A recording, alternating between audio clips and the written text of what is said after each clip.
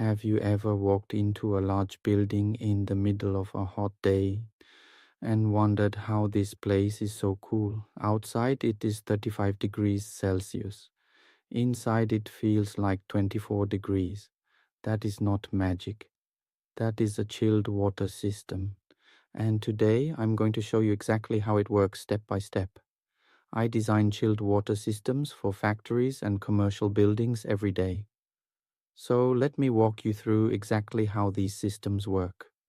First, why do large buildings use chilled water systems instead of simple split air conditioners? In tropical countries like Cambodia, HVAC uses around 40% of a building's total energy. One central chiller can cool an entire factory or office tower. It is far more efficient than running hundreds of individual split units. It also lasts 20 to 30 years, much longer than any split air conditioner. And it gives you precise temperature control, zone by zone, across the entire building. A chilled water system has two separate water loops. The first loop is the condenser water loop. This is the hot side. It carries heat away from the chiller up to the cooling tower on the roof. The cooling tower releases that heat into the atmosphere. The second loop is the chilled water loop. This is the cold side. It carries cold water from the chiller all the way to the air handling units and fan coil units throughout the building. Those units cool the air for the people inside. The chiller connects both loops, and it is the heart of the entire system. The chiller works using a refrigeration cycle, the same basic principle as your refrigerator at home, but on a much larger scale. Let me walk you through the 4 steps. Step 1, the evaporator. Warm return water at about 12 degrees Celsius enters the chiller. The refrigerant inside absorbs that heat and evaporates into a gas. The now chilled water leaves at 6 to 8 degrees and travels to the AHUs and FCUs. Step 2, the compressor. The refrigerant gas is compressed to high pressure.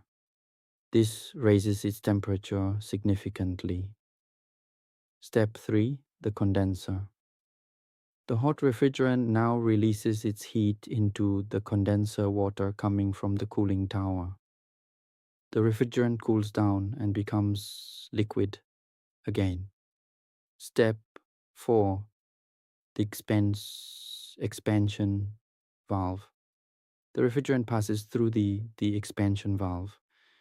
Pressure drops rapidly, temperature falls, and the cycle starts again continuously 24 hours a day. Next is the cooling tower, the component that rejects all that heat to the atmosphere. Hot condenser water at 35 to 40 degrees Celsius is pumped up to the cooling tower. Inside, the water is sprayed over fill media, a plastic or wood surface that breaks the water into tiny droplets. A large fan draws outside air through the tower. Some of the water evaporates, and when water evaporates, it carries heat with it. The cooled water, now at 28 to 32 degrees, returns to the chiller condenser.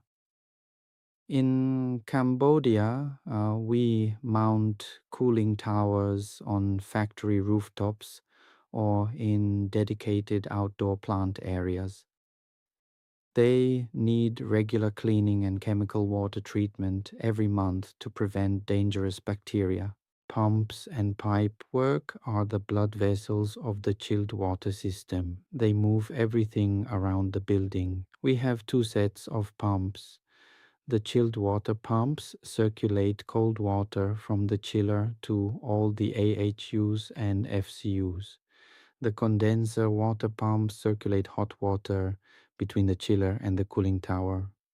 On every project, I always specify 2 pumps for each circuit, 1 duty pump running and 1 standby pump ready as backup.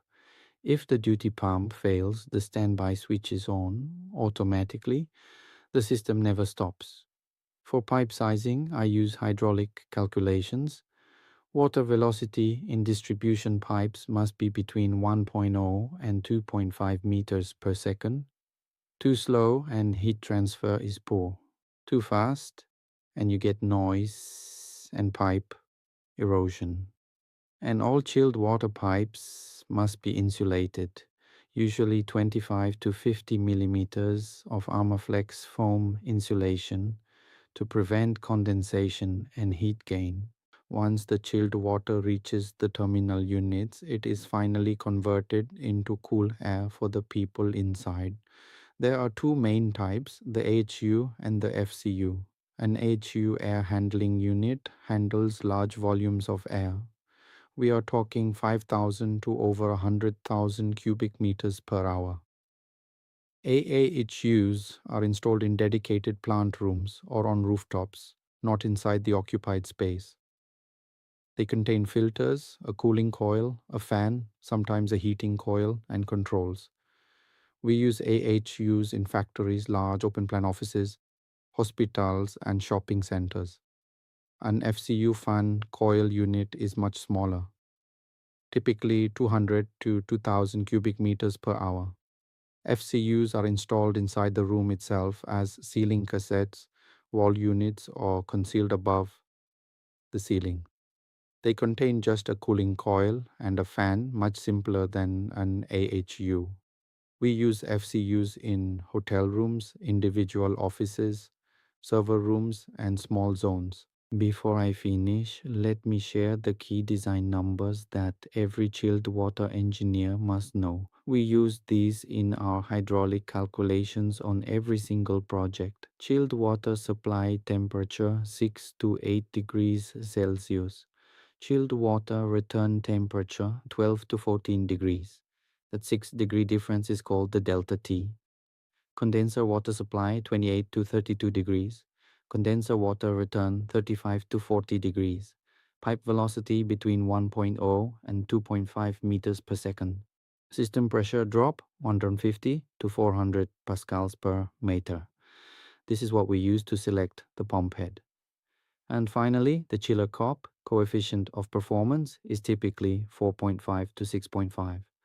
This means for every 1 kilowatt of electricity the chiller uses, it produces 4.5 to 6.5 kilowatts of cooling.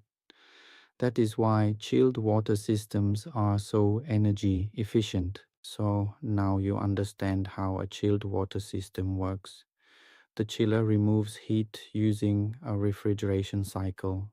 The cooling tower rejects that heat to the atmosphere. Pumps and pipes move the water around the building, and AHUs and FCUs deliver the cool air to the occupants.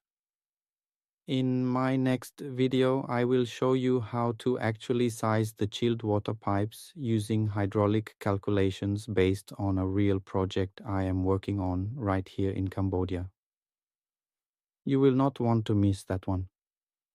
If this video helped you, please give it a like. It really helps this channel grow. Subscribe so you do not miss the next video. And comment below which part of the chilled water system do you want me to go deeper on. I will see you in the next one.